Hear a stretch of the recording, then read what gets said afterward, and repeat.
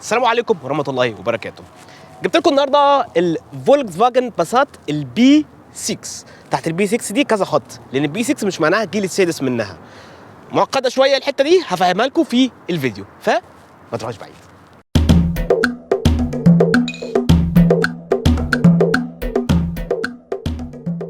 البسائل تنتمي لفئات الميد سايز كلاس، بتنافس حاجات من وقتها زي الكيا اوبتيما، شيفروليه ماليبو، سكودا سوبيرب، والتويوتا افنسس وغيرهم. بالمناسبه عايز تعرف اكتر عن التويوتا افنسس ونفستها في الوقت ده، حاططها لكم في اللينك اللي فوق ده.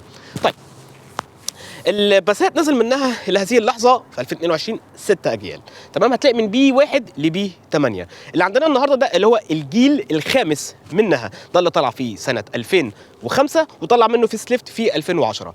بالمناسبه البريفيس ليفت بيسمى بي 6، ده اللي عندنا النهارده، والفيس ليفت بيسمى بالبي 7، تمام. عشان كده بقول لكم هي مش اجيال، هي بس حسب الفيس ليفت كل واحد منهم ادوا له كود معين. طيب، انا سبق عملت البي 7، كانت سيدان، لان العربيه دي موديلاتها اللي بتنزل كتير، هما كالعاده السيدان والسيدان الار او الار 36 اللي هي الرضيه بتاعتها، وكذلك برضو الستيشن اسمها الفاريانت على فكره، والستيشن او الفاريانت الار 32 36 برضو اللي هي الرضيه بتاعتها، وكالعاده الباسات السي سي او اللي هي الكوبيه بتاعتها. فاللي قبل كده انا حطيته لكم في اللينك اللي فوق ده اللي هو البي 7. عايزين تعرفوا الشكل السيدان عامل ازاي في الجيل ده، بصوا عليه. عايزين تعرفوا الشنطه بتاعت السيدان، الشكل، المواتير، الكلام ده كله حاطط لكم في اللينك فوق، اتفرجوا عليه. ولو عايز تشوف الشكل بتاع الستيشن في الجيل ده، بصوا على العربيه دي، لان دي الستيشن بتاعتها، فما ينطبق على ده ينطبق على ده. الفروقات ما بين البري فيس ليفت والفيس ليفت صغيرين جدا، كلها مراجعه في الشكل من قدام، التابلو ومجموعه المواتير اللي بتنزل. وكالعاده لو انت اول مره تزور من القناه، فافكرك يا ريت انك تشترك معنا في القناه وتفعل زرار الجرس ان شاء الله، عشان اقول لك اول ما ننزل البي 8 بتاعتها او البي 2 و3 لو لقيتهم يعني. ولو بتدور على تقييم لاي عربيه معينه، اكتب اسمها في اليوتيوب سيرش جنبها كلمه دليل، هتطلع لك ان شاء الله. ولو ما طلعتش قول لنا في الكومنتات وانا هعمل لك ليها تقييم. تعال بقى نبص نرفع هنا العربيه ونرجع لكم تاني.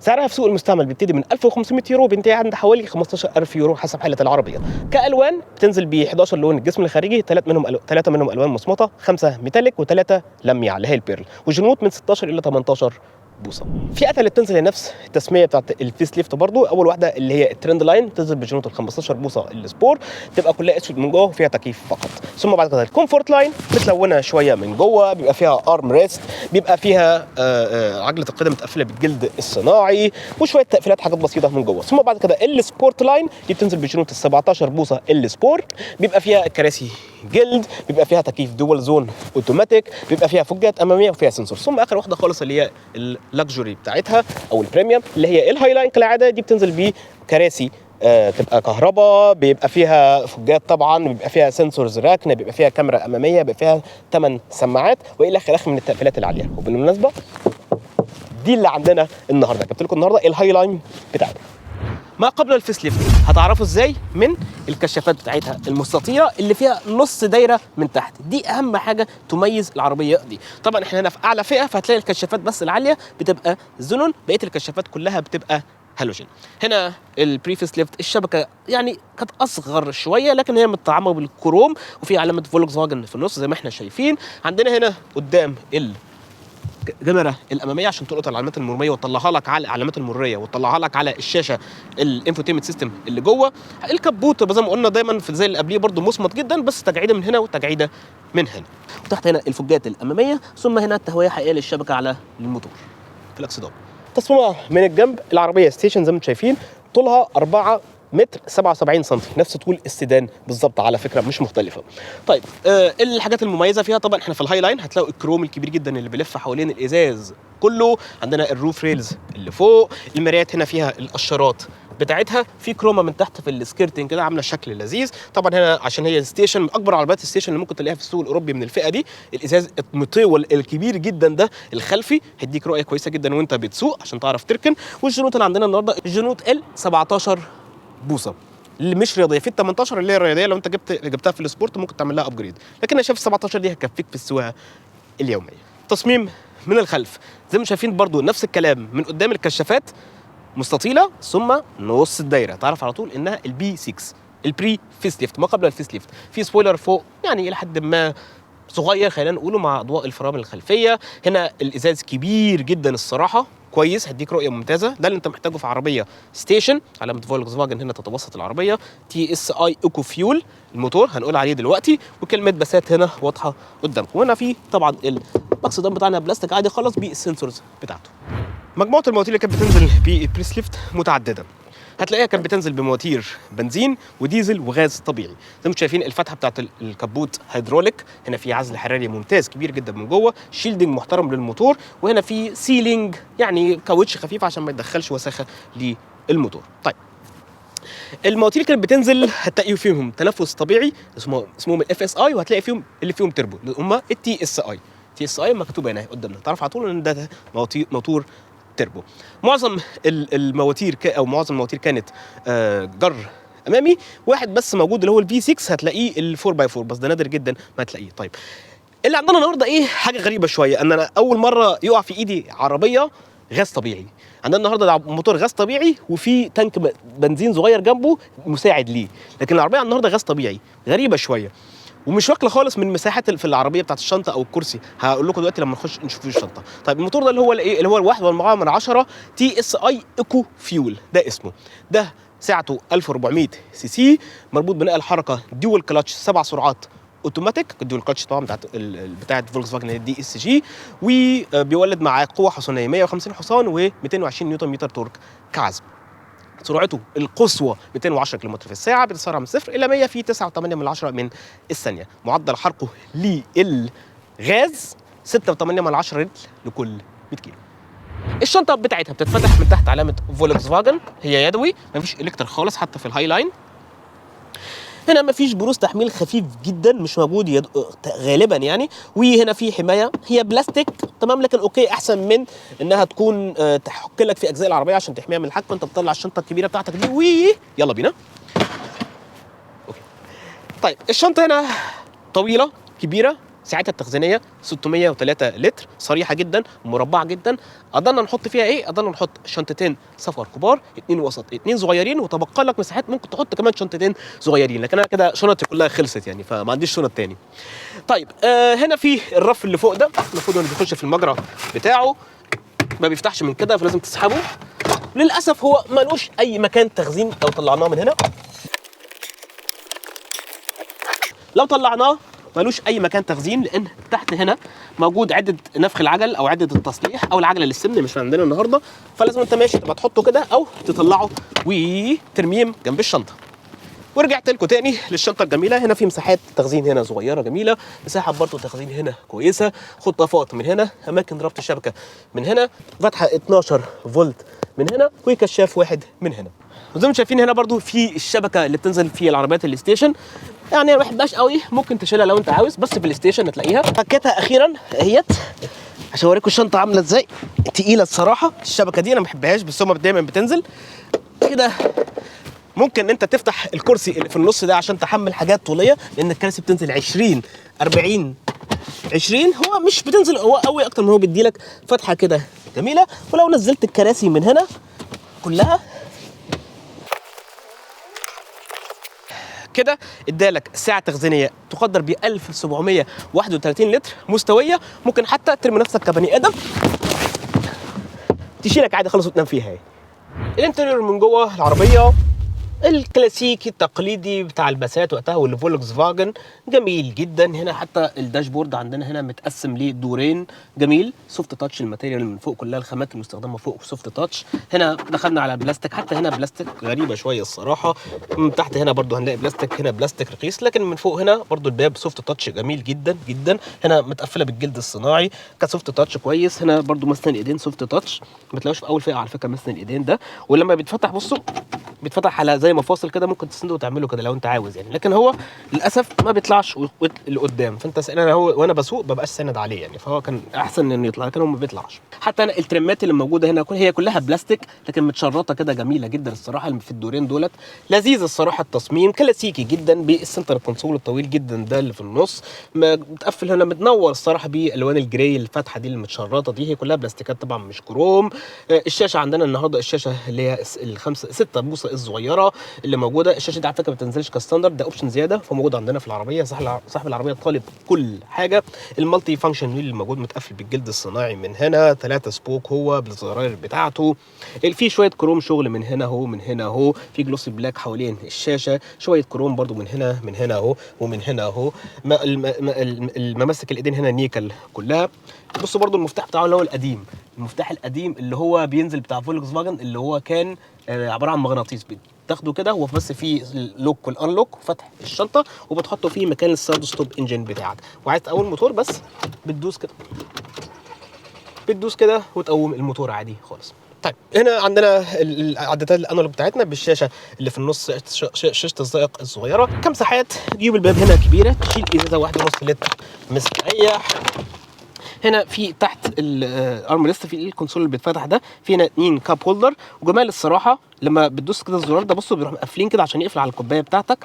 تعالوا نعمل تجربه صغيره، نحط الكوبايه العظيمه بتاعتنا دي نحطها هنا اهو، نقفل عليها. مسكها بصوا الكوبايه ما بتلعبش، ممتاز الصراحه. ومكان تخزين هنا صغير، ولو فتحت الارم ريست في مكان تخزين كبير الصراحه تحتيها كويس جدا، ومتبطن اهو عشان حاجه ما بتلعبش. وفي فتحه اوكس ان واحده هنا جميل جدا. بصوا درج التابلو كبير من الحجم الكبير، يشيل ازازه 1.5 لتر يشيل. وفي حاجه برده جميله جدا، هو حاطط لك تحت زي كده ايه حاجه تسحبها تمام، يروح مطلع لك البروشور بتاعت العربيه متخزن لفوق، حركه جميله جدا الصراحه. وكمان هنا في انك تسقع العربيه دي، بتنزل بس في الهاي لاين عشان انت حاطط مثلا مشروبات ساقعه ولا حاجه تحافظ على برودتها. فوق هنا هنلاقي الفتحه بتاعتنا، الشماسات بتاعتنا في المرايات والاضاءه. وهنا في تنزل العربيه بفتحه سقف صغيره واحده، ممكن ان احنا من خلال هنا ان احنا نفتحها لو احنا عايزين. تمام. طيب الكرسي نفسه هنا بينزل الكتريك، قلنا من الهاي لاين بينزل بالكامل الكتريك. بصوا طبعا كويس جدا، بيطلع لفوق. انا بيطلع فوق كويس جدا، انا ملاحظ، انا شايف اخر العربيه. طبعا هو بطيء. هنا في دعم قطنيه برضو. وفي هنا برضو الميموري بتاعت الكراسي، في 2 ميموري للكراسي. وفي درج تخزين هنا صغير جنب السواق. وفي البانل الصغير ده لو فتحته في ديمينج افكت بيطلع لك مكان تخزين صغير هنا، ومخرج 12 فولت. وهنا فوق في فتحه لنضاره الشمس بتاعتك. طبعا الازاز بالكامل ومرايات كهرباء. هنا الاضاءات كلها على الاوتو بتاعتها بالبكره بتاعت فولكس فاجن. تحت هنا التحكم في بالدراع ده الكروز كنترول والسبيد ليميتر. وفوق هنا التحكم في المسيطره على الصوت والميدياز بتاعت العربيه. وهنا على اليمين التحكم في الشاشه الرئيسيه اللي موجوده هنا. الشاشه هنا الصراحه ابيض واسود، لكن بتديك فيها التريب انفورميشن بتاعتك كلها العاديه يعني.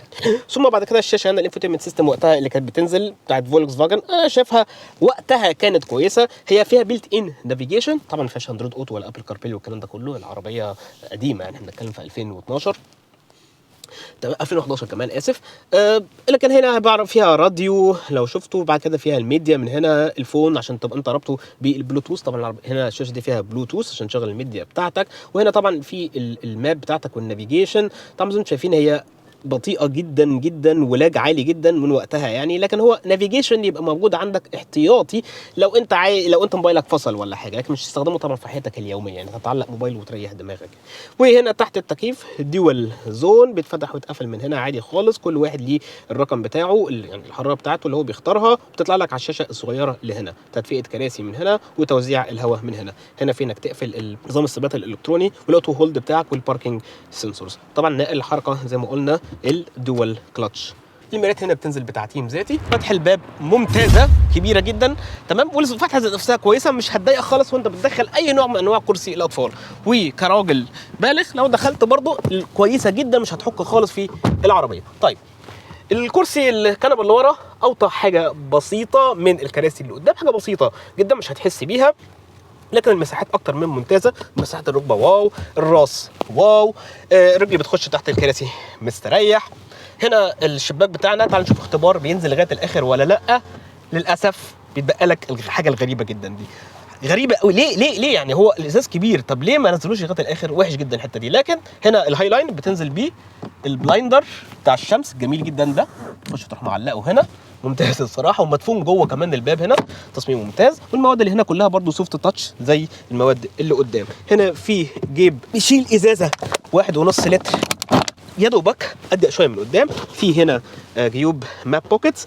وهنا هنلاقي لو نزلنا لو فتحنا الكنبه اللي ورا هتلاقي هنا زي هنا في مسند ايدين، لو انت عايز تخليه كاب هولدر فبتفتح هنا يديك هنا مساحه تخزين صغيره، لكن ما فيش هنا كاب هولدرز خالص. انا مستغرب، لا في كاب هولدر هنا اهو، انا اسف تمام، موجودين هنا اهو بالمثبتات بتاعتهم.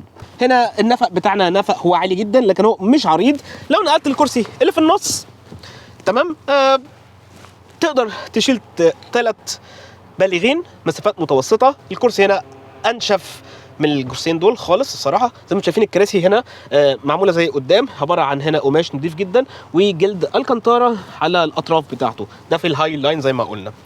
نرجع تاني للكرسي اللي في النص، مساحات الراس قلت شويه، لكن هو لو انت قاعد مع طفل مثلا و2 كبار فالقعده معقوله للمسافات المتوسطه.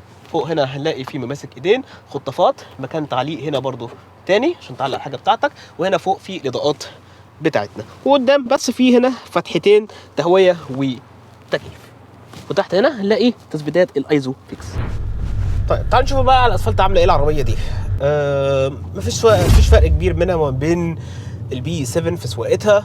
او مبدئيا كده العربيه دي تقيله، هي وزنها 2 طن و3 من 100 تمام، فتقيله. فده بيديها حاجتين، بيديها ثبات كويس جدا في الارض، بيديها تماسك عجل ممتاز جدا. الجونتو 18 بوصه دي انا عجباني جدا، هي كويسه تمام. انت مش محتاج الرياضيه بتاعتها بالنظام التعليق الرياضي، ملوش اي لازمه الصراحه، مش شايف ان انت محتاجه تمام. في عربيه المفروض انها تكون العامل الاول لشرائها هو الراحه تمام، وهي فعلا كده يعني، هي مريحه جدا. شفتوا الانطلاقه؟ مع ان احنا عندنا الموتور ال بي جي او يعني الموتور الغاز الطبيعي، الا انه والله اداؤه كويس جدا تمام. انا مش حاسس انها سايق عربيه غاز طبيعي، بالعكس بتنطلق كويس جدا، العربيه بتستجيب كويس جدا، مفيش فيها مشاكل. التوربو بيشتغل معاك على طول، لاج بسيط جدا يمكن ثانيه او جزء من الثانيه كمان بتنطلق. القعده من طول ما انت قاعد كده كرسي محتضن كويس جدا. الهاي لاين ده صراحه بالفرش ده بيديك عامل راحه كويس، انا عاجبني تمام. فكسواقه انا شايف ان هي مريحه جدا، وهي العربيه دي بتتفوق فيه هو الراحه. سواقتها جوه المدينه كويسه جدا، حتى في المنوره بتاعتها مع انها طويله تمام 4 متر 77 زي ما احنا قلنا، الا ان التيرنينج سيركل بتاعتها تمام عشان تاخد لفه كامله 11.4. دلوقتي عربيات الهاتشباك الكومباكت الصغيره بقت 11.4 زي مثلا الفورد فوكس الجديده بتاعت 2022. فدي انها تحتفظ بالتيرنينج سيركل ده كويسه جدا، المنوره بتاعتها كويسه جدا جوه المدينه وتعرف تركن فيها. طبعا هي ما بتنزلش بكاميرا خلفيه خالص، عندنا بس السنسورز الخلفيه بتنور لك هنا على الشاشه بتاع اول ما تقول لك ان انت ايه رحت ركنت في حته ولا ايا كان يعني. طيب الفرامل بتاعتها كويسه جدا بتستجيب. التعليق بتاعها الصراحه هو خلينا اقول هو في النص شويه تمام. فولكس فاجن لما بتحاول انها تبقى في النص تديك الراحه كويسه، وفي نفس الوقت السواقه ما تفقدش السواقه اللي نقوله الرياضيه او الممتعه بتاعتها، مش زي الفورد مونديو او الفيوجن في بعض البلاد ما بتقال عليها. الفيوجن سواقتها ممتعه اكتر، اقوى، حد اكتر، لكن دي اكتر مياله للراحه. وحاجه بقى التانية اللي تتميز فيها العربيه دي واكتر حاجه مميزه فيها هو السفر على الطرق السريعه. فهي على الطرق السريعه ممتازه، كروزر بتحط على الحاره بتاعتها وتمشي وتسيبها وعادي خالص بتنطلق. الدي اس جي اللي عندنا ده تمام او الديول كلاتش اللي عندنا هو طبعا هو ويت مش دراي، اداؤه برضو انا شايف ان هو كويس جدا ممتاز والاكتر من ممتاز، ما بتحسش خالص بالنقله بتاعتك. بس الانطلاقه اللي في الاول، اللطشه اللي في الاول بتاعت الديول كلاتش دي اللي بتحس بيها، العربيه بيبقى فيها بس اللطشه دي في الاول وغير كده بتنطلق عادي خالص. لو جبت البطول الفتيس المانيوال بتاعها برضو اداء انا شفته كان كويس جدا وما كانش عامل لي اي مشاكل. بس في اللطشه بتاعت اللي احنا عارفينها بتاعت الفولكس فاجن في كل فيديوهات الفولكس فاجن ان انا بتكلم فيها. خلي بالكم في حاجه برضو حلوه جدا في العربيه دي، هي صح هي في غاز زي ما احنا شفنا لما فتحنا الشنطه كان في الخزان بتاع الغاز الطبيعي، لكن هنا في برضو تانك بنزين موجود كاحتياط، فلو حصل انك الغاز عندك فيه مشكله ما لقيتش تانك يعني بنزينه بتاعت غاز قريبه، فالبنزين يشتغل معاك. وفي هنا الاثنين هم زي ما انتم شايفين العدادين موجودين تحت موجودين في العربيه دي، فحاجه كويسه جدا الصراحه وموفره جدا خاصه جوه الموديل. عزل الصوت فيها الصراحه كويس جدا ممتاز في الفئه دي، تمام. ما بنتكلمش في الفئات البريميوم، بنتكلم في الفئه دي العربيات العاديه. حجم المرايات هنا يمكن صغير شويه وده مديها انسيابيه اكتر وبيقلل صوت احتكاك الهواء بالمرايه، فانت ما بتحسش بيه قوي. دي حاجه برده كويسه جدا انا شايفها، تمام. وفي السمع غير صوت احتكاك بسيط جدا والموتور برده بسيط جدا، فهي زي ما قلت كروزر ومريحه جدا وهتريحك طول ما انت سايق بالعربيه دي. الراحه التامه. يمكن بس الحاجه اللي نقودها فيها شويه ان هي هتبقى سعرها عالي عن بقيه او معظم منافسينها.